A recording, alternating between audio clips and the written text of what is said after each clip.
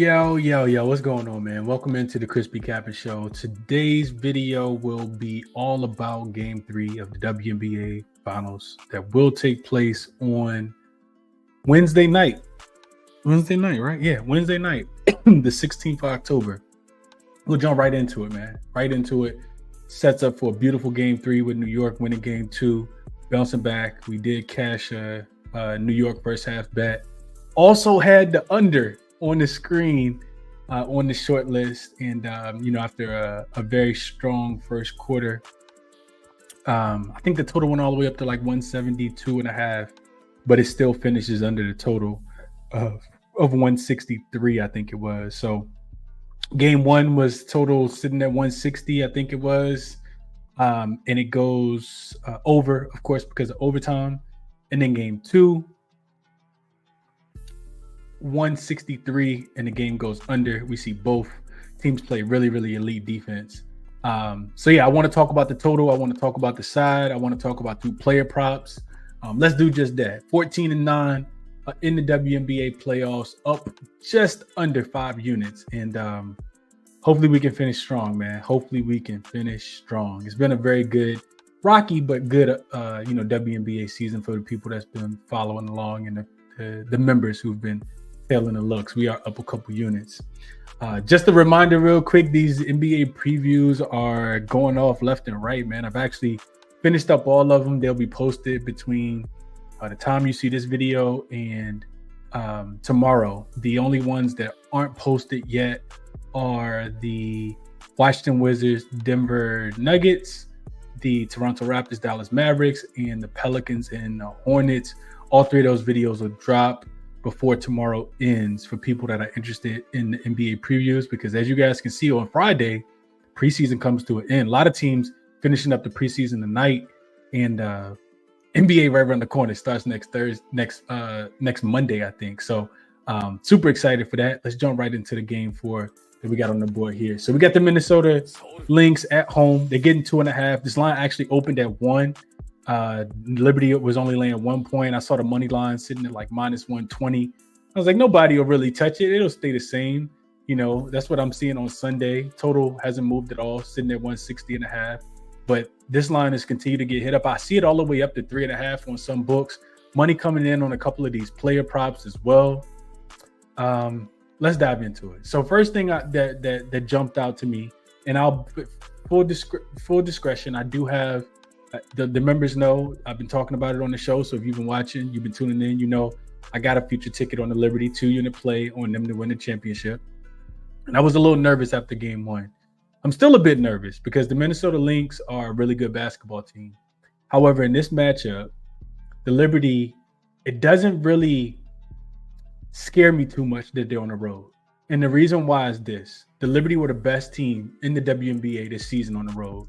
They finished 17-5. And I know you could throw some of these numbers out of like none of them really matter at times. And, it's not just all based on stats, but 17-5 straight up on the road, 16-6 against the numbers. Both of those were the best in the WNBA. They were plus 10.3 in net rating. And the reason why I like the Liberty, another thing that gives me confidence in the Liberty on the road is their defense. They allowed just 76.4 points per game on the road this season, which was 1/10 of a point more than the best defense in the WNBA on the road, which was the Connecticut Sun, 76.3. This Lynx team is no joke, though. They did finish 20-5, or you could say that they're 20-5 so far, including the playoffs, on their home court. And they also are a really good defensive team, specifically at the crib. They were an over team on the road, an under team at home. They allowed 6 fewer points on the road. 6 fewer points at home than they did on the road during the regular season and the postseason as well. So all of those things just kind of make me think that, and plus also this is the 6th time. This will be the 6th time that these teams have faced off throughout the regular season and the postseason. All of those things kind of make me think that each team knows what the other team wants to do. These are two very good offenses, probably the best two offenses in the WNBA. Vegas may have something to say about that, but these also two of the better defensive teams in the WNBA. And for that reason, I like the under in this spot a little bit more than anything else. I think 160.5 is the number. I get a slight pause of hesitation because we've seen the first quarters be very high scoring before things kind of slow down. And specifically, it's been New York in the first quarter. In game 2, this team came out, they scored 31 points. The Lynx gave up 31 points. You hear Crystal Reeves talk about it after the game. She said she was pissed that her team, conceded 31 points in the first quarter to the Liberty. But even in game 1, it was the Liberty who came out and punched first in that game as well.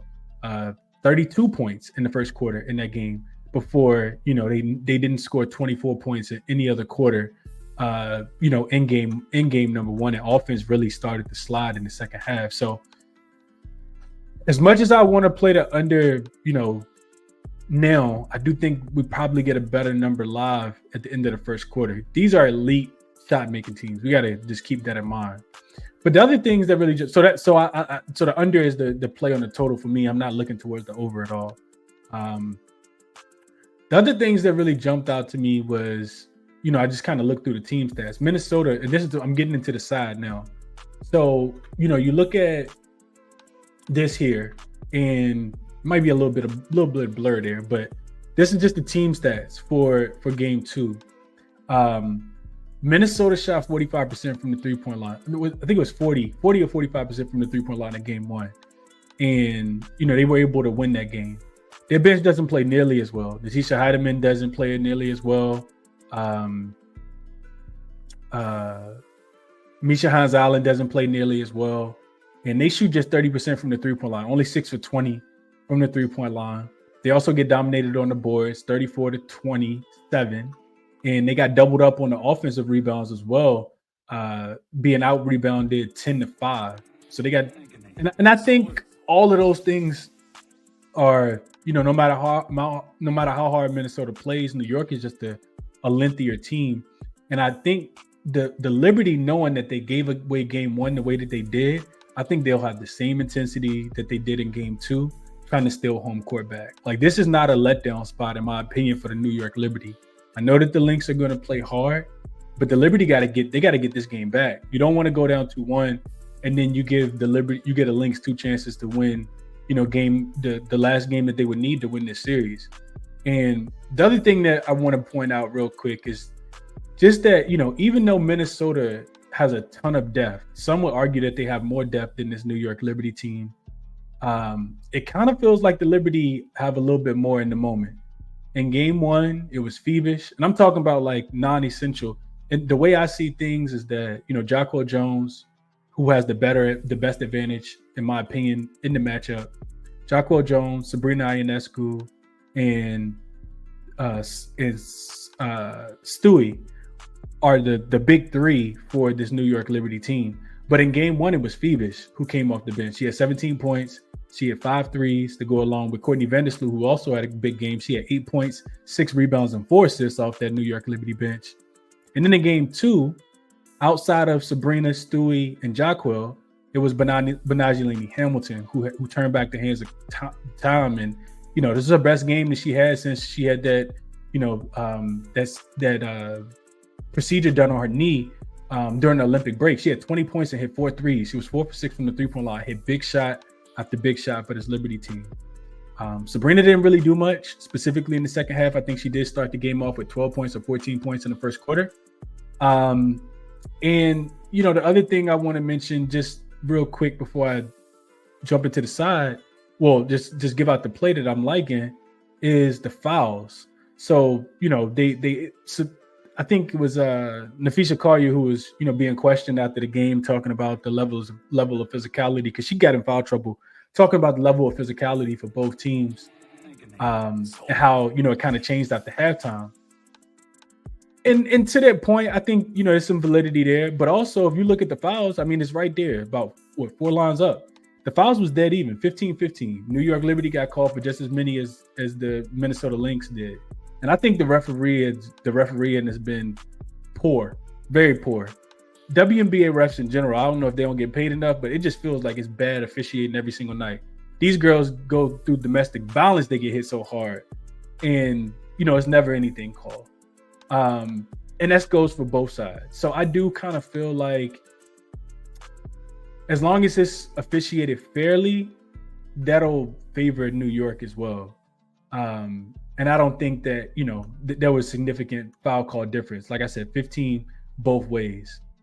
So I like the Liberty on the money line here. The line has moved from -120 when it first came out to -140 now. I think I would just kind of stay off the spread. It's a short number. You see it being a very closely contested game. And if I can get a -140, I think I'll just drink the juice and take the Liberty here on the money line. Next, I want to talk about 2 player props, one for each side. The first one, we'll go Liberty. And even though I like the Liberty to win the game, this was something that I had on the short list in game number 2. It was something that I had on short list in game number 1. I didn't pull the trigger either time. Game 1, it lost. Game 2, it won. And it's Sabrina Ionescu under 1 or 2.5 3-point makes. You actually can get this at plus money over on FanDuel, plus 100 right now. It's the best number that I see available. And it's pretty simple. I've talked about it, giving you guys the handicap for it. This Minnesota Lynx team does not give up a lot of 3-pointers in general. And Stewie and Sabrina specifically has really struggled to shoot the ball from the 3-point line against the Minnesota Lynx for whatever reason. She's only hit 3 threes one time in the 5 games that she's played against the Minnesota defense so far this season. She talked about in game 2, in the post-game interview, not really having to force it.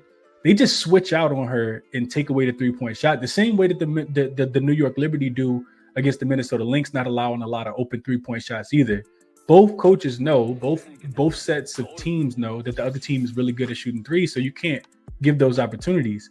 The one game that Sabrina hit 3 threes was in game number 1, and she shot 3 for 9, but she shot the ball terrible. I think she's still shooting under 30% from the 3-point line. She only hit 2 in the last game.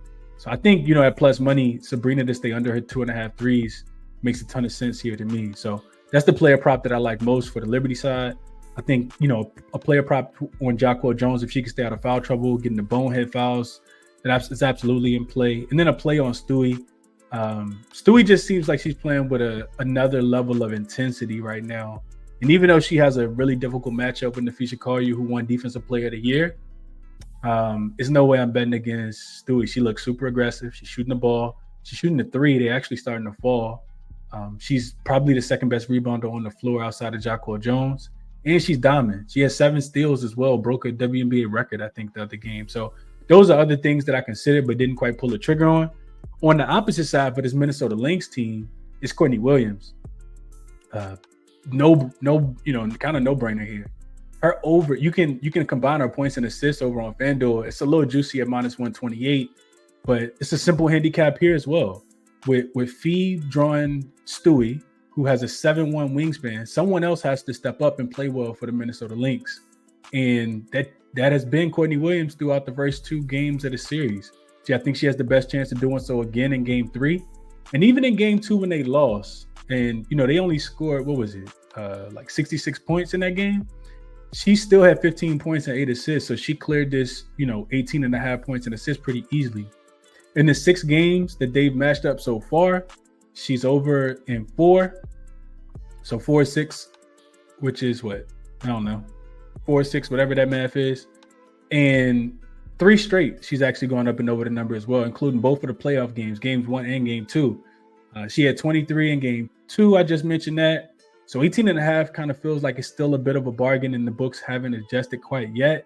Even though I'm expecting, this to be an under game, I still think Courtney Williams has the ball in her hands a lot and play makes for herself and others, whether she's getting downhill, hitting a little midi, or, she can pull up from 3 as well. So I think she'll have a ton of opportunities to shoot the ball and play make for others.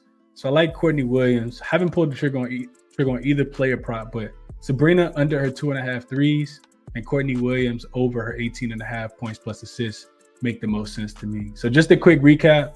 The under I like a lot. I'm probably going to put money on that. I've not yet, but more than likely I will be on the under. And I do anticipate the total dropping a tad bit. I think sharp money will start to come in on the under as we get closer to the game. New York money line -140. Definitely shop around because it's not -140 on some books. It's -140 on one book right now, though. And then Sabrina under her 2.5 threes. I just talked that one out. Courtney Williams over her 18.5 points plus assists make a ton of sense as well. So those are the ways that I'm liking the game. Real quick, I like to share these resources. Odds Gem, I use the sportsbook screen page, but you can use it for, you know, whatever it is that you want to use it for. A bunch of really cool tools that OddsJam has over there. So check them out if you have not. 20% off your first month using referral code CBC. The link for it is in the description of the video. Same thing for Moneyballer, one-stop shop for really all your sports betting trends, first half numbers, stats, last 5 games, last 10 games, playoffs, home, road, you name it. Moneyballer has NBA, WNBA, NFL, so you name it, they got it. You can get 50% off right now signing up using code ChrisBeCappinn. And as I mentioned, the link for that is in the description of the video as well. So that'll be it. Let me know what you guys are betting on. What's your favorite bet in game number 3 specifically? I will be live in the morning, probably 7:45 like always. We'll go through this game again, kind of talk it out with you guys, probably make an official bet on the show tomorrow if I don't before I fall asleep tonight. And we'll talk some Thursday night football as well. Try to get ahead of Thursday night before the lines get too sharp on Thursday as well. So we'll see how it goes. If you're still watching, do me a favor, hit that thumbs up button on your way out. As always, subscribe to the channel if you guys are new. Like the video if you're interested in getting my picks when I do make them. The link for that is in the description of the video. As always, bet responsibly. I'll catch you guys in the morning for the live show. I'm out.